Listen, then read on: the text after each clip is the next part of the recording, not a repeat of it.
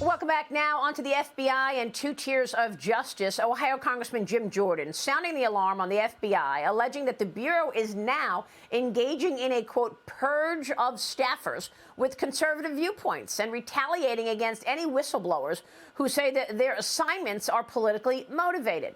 The FBI is pushing back. Leadership at the FBI is pushing back, saying the FBI does not target or take adverse action against employees for exercising their First Amendment rights or for their political views to allege otherwise is false and misleading. Let's get the facts from New York Congresswoman Elise Stefanik. She is a member of the House Intelligence Committee, the Armed Services and Education and Labor Committees. She's the House Republican Conference Chairwoman. Congressman, it is good to see you. Thanks very much for being here. Good to be with you, Maria. Well, we've talked about the FBI a lot, and we've seen plenty of instances where politics dictates what investigations they're going to do, from the Russia collusion story to the Hunter Biden laptop cover-up to the targeting of parents. What happened at the FBI, and can you give us more information about these whistleblowers that Jim Jordan is talking about? Absolutely, Maria. So this is the same agency that you pointed out that had a politicized attack, whether it was the faulty FISA applications, whether it was perpetuating the Russia collusion hoax, or whether it was targeting parents as domestic terrorists. The FBI has been weaponized and politicized to go after Democrats' political opponents, and of course, most recently, the outrageous raid of Mar-a-Lago targeting President Biden's most likely 2024 opponent, and that, of course, is President Donald Trump. There have been over 14 whistleblowers that have reached out to House Republicans, specifically Ranking Member Jim Jordan, our leading Republican on the Judiciary Committee, saying that the FBI is targeting conservatives internally. They have been revoking security clearances, which is the first step, essentially, to firing these individuals because they're unable to do their job at the FBI without those security clearances. The whistleblowers also allege that the FBI has prioritized these domestic terrorists and allegedly trying to push in that direction rather than pursuing child pornography, child abuse cases. So again, this is the politicization. This is trying to continue the Democrats' narrative, and the FBI is not doing their job. I will tell you, in a House Republican majority, Maria, the subpoenas are coming. Jim Jordan has already requested Attorney General Merrick Garland preserve the documents, and they will be called to testify because we will ensure that the FBI is accountable to the American people. Well, this is just extraordinary, and it really is very disturbing to see these stories of these two systems of justice. When are we going to see accountability?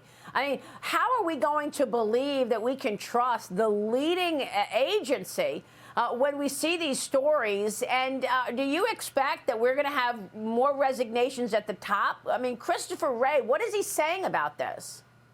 Well, there should be resignations at the top. I believe Christopher Wray should resign for a number of reasons, and it even goes to a local level. We've seen the FBI refuse to provide transparency for a deadly limousine crash in my district where the owner of the limousine company was a longtime FBI informant. So at the local level, there's a lot of accountability, but also at the top, obviously. It comes from the top, and they continue to stick their head in the sands, and they continue to politicize this. Again, this is the same agency that colluded with big tech to suppress the Hunter Biden laptop story leading up to the 2020 elections. That is election interference, and the FBI has refused to answer questions from Congress.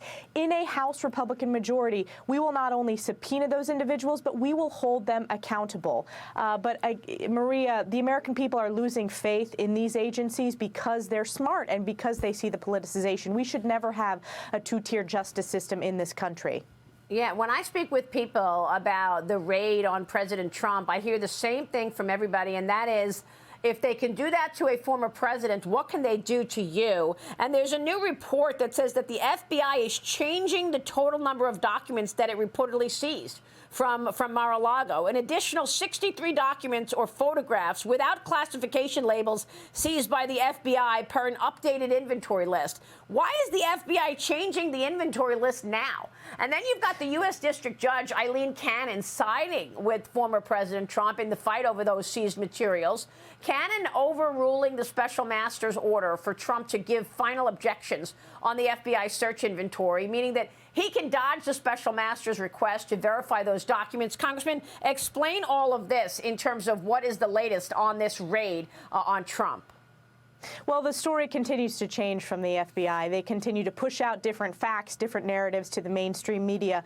What I want to ensure is that all the information, all the lead up to this very egregious raid, which is a significant overstep, who made the decision to sign off on the raid, what was the justification for the raid, that all needs to be submitted to Congress. Congress needs to we have oversight over these agencies. And the FBI believes that they are accountable to no one when they're accountable to the American people. And it is our job as members of Congress, and we intend to do it in a House Republican majority. Chris Wray has avoided appearing except for one open hearing in front of the House Intelligence Committee. I can tell you that Chris Wray will be sitting in front of me as a member of the House Intelligence Committee in a House Republican majority. But again, the American people are smart. They see this for what it is. They see that the FBI the leadership at the FBI continues to do everything they can to target President Trump, but also target the American people, target patriotic Americans who are conservatives. So we will hold them accountable.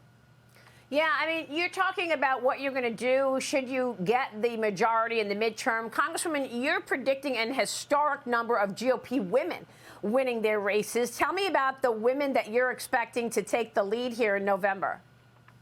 This will be the year of the Republican women, specifically the Latina Republican. I think we're going to sweep South Texas in addition to Mayra Flores. I think we're going to elect Cassie Garcia as well as Monica de la Cruz. We have April Becker, who's an accomplished attorney running in Nevada. We have Amanda Atkins running in the suburbs of Kansas. We will flip that seat. We have Laura Lee, who's the former Secretary of State of Florida, who will pick up a seat there, as well as we have Lori Chavez-DeRemer in Oregon, who will flip a seat. So I've been proud to lead the efforts when it comes to recruiting Republican women, and we are going on offense, and I believe that the mainstream media is trying to downplay what will be a very historic year for Republicans.